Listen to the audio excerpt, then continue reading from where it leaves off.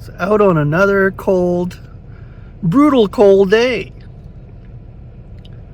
So it's snowing too. So I had to get my wiper fixed. They didn't install it properly. I got an oil change about a month ago, and they installed new wipers, but driver's side one almost fell off yesterday. So I took it back and they put the proper part on it and secured it so it doesn't come off. I thought, holy crap, I'm driving down the road and that driver's side one comes off, I'm in big trouble. Anyway. Okay, so I found something I want to share with you, my brethren. Something hopefully that encourages you, because as of late there has been schisms, I would call it schisms, yes, and division, doctrinal division mostly, but it got personal in some cases, I believe, and I wanted to share something, what our attitude really should be as members of the body of Christ. We're on a public stage when we're doing YouTube videos. Yes, we are. I know I produce how I produce, and each one produces how they produce. But what I'm trying to say is we need to have a conciliatory attitude from the heart, especially within the body of Christ, within and toward our brethren, no matter what. There are qualified teachers in the body who expose, rebuke, and entreat. And as we know, our main teacher in the body of Christ, I would say, would be Martin Zender. He's a beautiful brother. He brings it from a heart perspective. He doesn't take it from a personal perspective. He brings it from a doctrinal viewpoint and from the scriptures properly. He's not there teaching and condemning. That should never be our attitude, no matter what.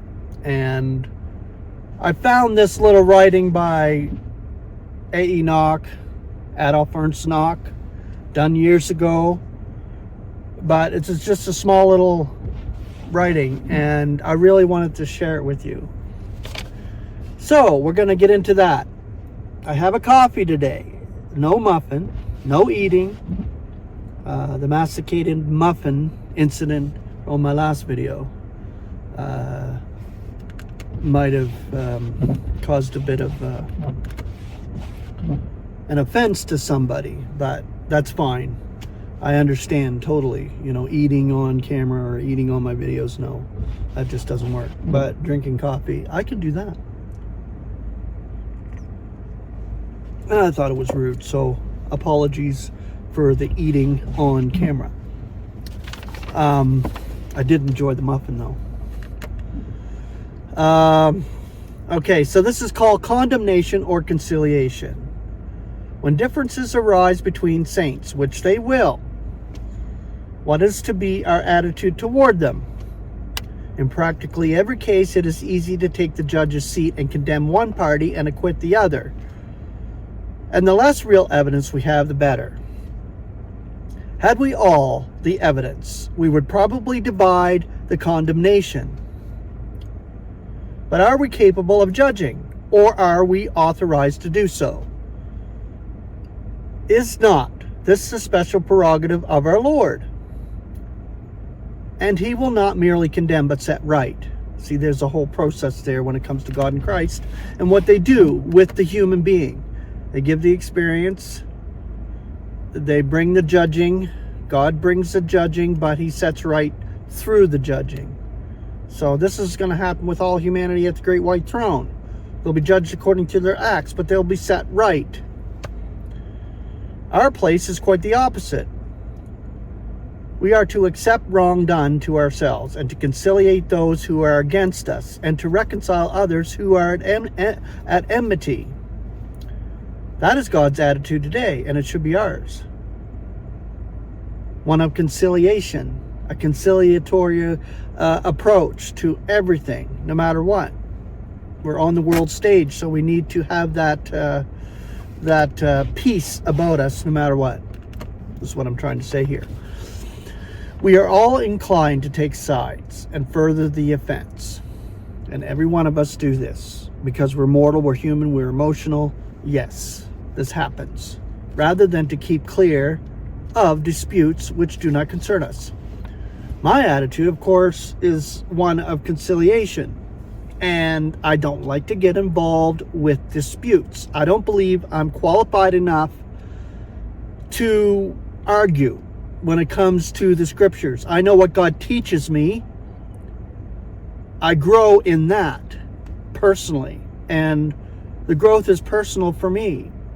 I'm a heralder, one who wants to lift up the body of Christ and give a good message where I can and focus on our expectation and celestial calling. This is what God has given me. I don't consider myself a teacher, is what I'm trying to say here. If we have not the grace to imitate God in his present operations. Okay, so that's in Ephesians 5, 1 and 2. We want to walk in righteousness rather than in love. We delight to condemn rather than to reconcile. Alas, even if we are quite right, we are wrong in the way in which we usurp the exclusive prerogative of Christ. It is not ours to judge. Romans 14:4. He is the one who condemns. God is the one who takes vengeance. Oh, that the knowledge of God's unspeakable grace would bear fruit among us and soften our hearts and lead us to conciliate rather than to condemn. Beautiful words. Take them to heart. Grace and peace.